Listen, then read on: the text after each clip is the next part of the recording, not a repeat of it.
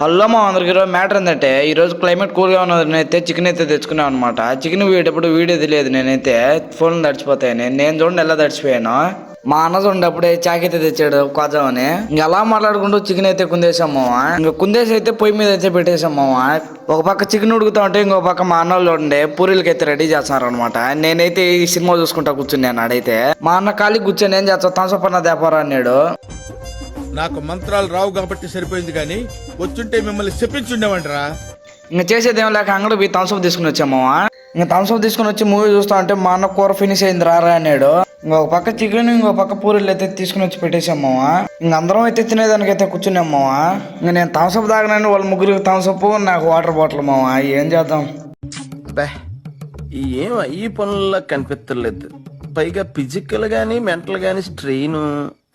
ఇంకా బాహుబలి మూవీ వచ్చా ఉంటే తింటూ ఎంజాయ్ చేసామావా. ఈ రోజు కంటే ఉంటా